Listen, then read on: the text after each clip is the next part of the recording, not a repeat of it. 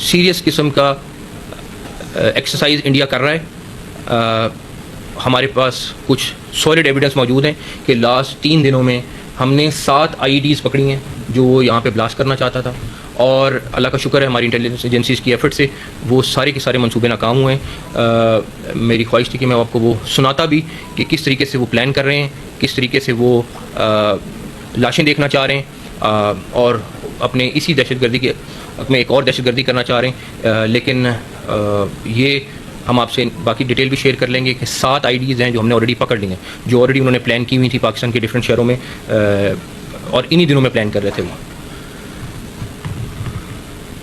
दूसरा एक और इम्पॉर्टेंट चीज़ है कि इस इंडियन इंक्वायरी के साथ हम एक और डिमांड करना चाह रहे हैं, और हमारी ये डिमांड है कि जाफराबाद का जो इंसिडेंट हुआ है उसकी भी एक न्यूट्रल इंक्वायरी कर ली जाए, ताकि उसमें भी दुनिया को पता चल जाए कि असल में उसमें कौन मुलव्वस था। तो कश्मीर वाली इंक्वायरी ज़रूर हो, न्यूट्रल लोगों से हो, मगर जाफराबाद की भी हम न्यूट्रल इंक्वायरी के लिए तैयार हैं ताकि दुनिया को पता चले। हम खुद ऑफ़र कर रहे हैं कि हम तमाम सबूत शाहिद उस इंक्वायरी कमेटी को देंगे, और वो दुनिया देखे कि किस तरीके से इंस्ट्रक्शंस आ रही थी, किस तरीके से कहा जा रहा था कि लोगों को मारो, किस तरीके से कहा जा रहा था तस्वीरें भेजो, वो सब कुछ हमारे पास मौजूद है। एक और वजह जो हमें अब समझ आती है वो ये कि एक तरफ तो हमारी इकॉनमी स्टेबलाइज हो रही थी, मुल्क प्रोग्रेस कर रहा था, हर चीज़ आपके सामने थी। दूसरी तरफ काउंटर टेररिज्म में हमने पिछले 2 माह में काफ़ी बड़े टारगेट अचीव किए थे, और मुसलसल डेफिनेटली कैजुअल्टीज़ हो रही थी, सारा कुछ हो रहा था, लेकिन मुसलसल पिछले 2 माह में उनके पाँव उखड़ रहे थे KPK में, और वो इस टाइम पे दौड़ में थे और सेटल होने की कोशिश कर रहे थे। कुछ जगहों पे आए ज़रूर, और बट हमने वहाँ पे उनको काउंटर किया। अब इंडियंस नहीं चाहते कि वो वीक हों।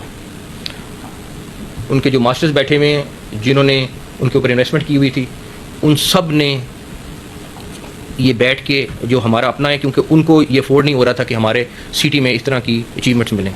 वो चाहते हैं कि हमारी जो फोर्सेस हैं जो इस टाइम पे KPK में लड़ रही हैं, उनका फोकस दूसरे बॉर्डर पे आए, ताकि वहाँ पे उनको एक ब्रीदिंग स्पेस मिले, वो दोबारा से अपने आप को स्ट्रॉन्ग कर सकें और दोबारा से उतने स्ट्रॉन्ग होकर वापस हमारे साथ मुकाबला करें। दूसरी तरफ अगर BLA ये समझती है कि हमें नहीं पता कि वो कौन से तीसरे मुल्क में उनके तमाम बड़े लीडर जा रहे हैं और जाके मुलाकातें कर रहे हैं और जाके स्ट्रेटजी बना रहे हैं, तो उनकी भूल है।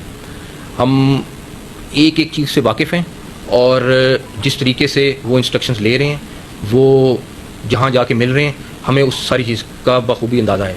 उसके ऊपर डेफिनेटली हम अपनी स्ट्रेटजी बना रहे हैं, हमने क्या करनी है। लेकिन BLA और रॉ ये 2 नाम नहीं, एक नाम है, और इसमें हमें कोई दूसरा मुगालता नहीं है।